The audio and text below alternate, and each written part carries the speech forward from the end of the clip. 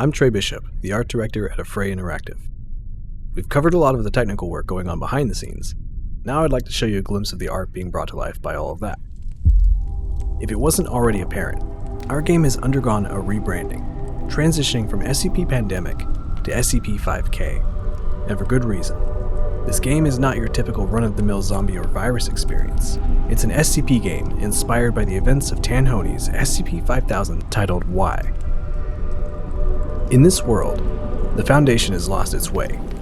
Their prime directive is altered by a harrowing discovery within the collective human consciousness, twisting its once noble mission to protect humanity. Your objective is to stop the Foundation's new goal of humanity's destruction no matter the cost.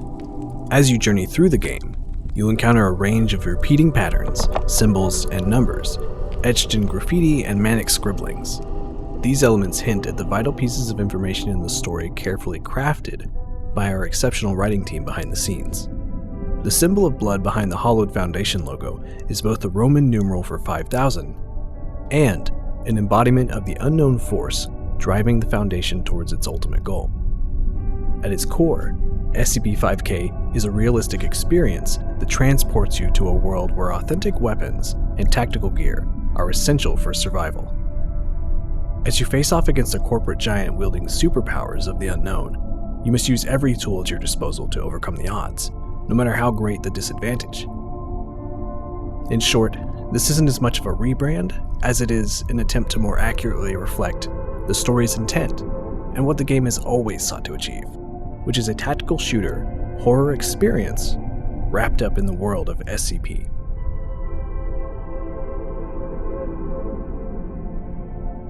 Let's cut to the chase, shall we? This isn't a zombie shooter.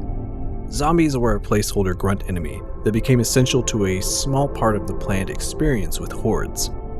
While the conventional zombie enemies are a tried and true formula for delivering enjoyable gameplay experiences, we recognize the need for a more dynamic and captivating enemy archetype. It was never our dream to make a zombie shooter.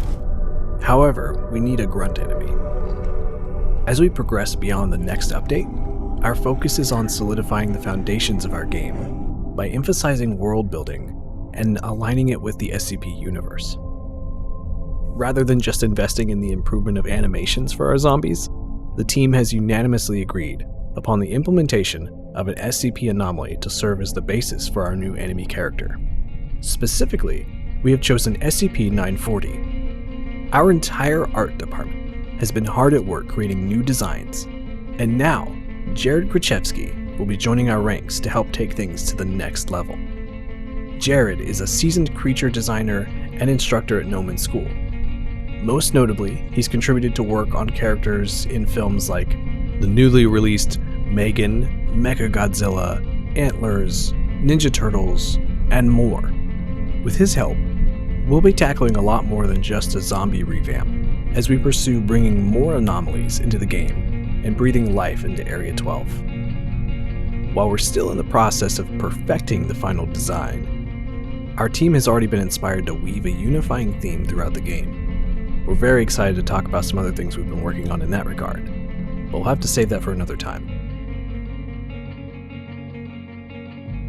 On the subject of world building, our deputy art director Kyle Fitzpatrick has been hard at work leading the charge in creating the Area 12 Branding Guide, an in-universe document that the Area 12 personnel would use as a guide for the proper setup and labeling of the facilities and procedures. We're working to set a universal standard for how the Foundation works visually in a real setting like nobody has ever done before. We're not just aiming for cool, excessively techy, made-up interfaces.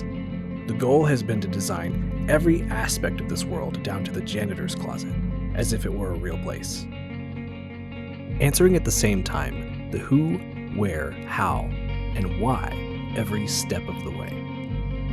It's truly something special that is informing our environment design as we finally move forward from placeholder, empty offices, and hallways. Everything has a reason, and I believe that will really shine through once you see it.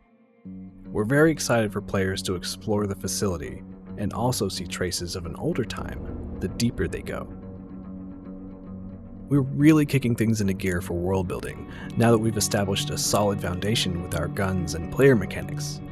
We're nowhere near finished making guns, but we will be taking a break on them momentarily to reallocate our resources and bringing all the things I've just covered into reality. This is a tactical shooter game, but it's also a horror game, and even more specifically, it's an SCP game. None of those parts are greater than the sum. All three things must be balanced, and that is why we are focusing on the implementation of the story as our main priority now. We're not just starting to develop the story either. We've already been developing the story. What you've been seeing is the work we've already been putting in to realize the full vision and scope of the game. One example of this is Moonfall. If you watched our previous teaser video, then you probably noticed we blew up the moon. This is among the many events and strange circumstances that will take place simultaneously throughout the story as the world falls into chaos.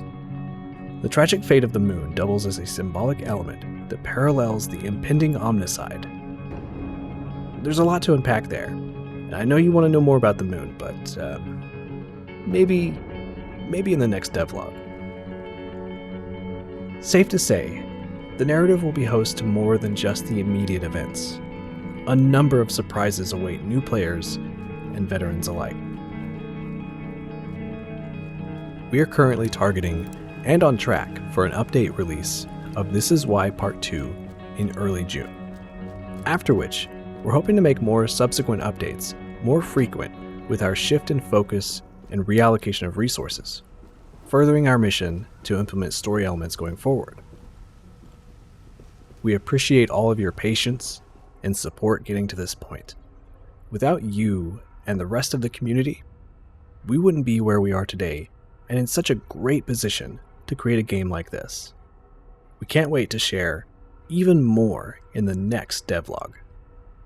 Until next time, Ad Astra.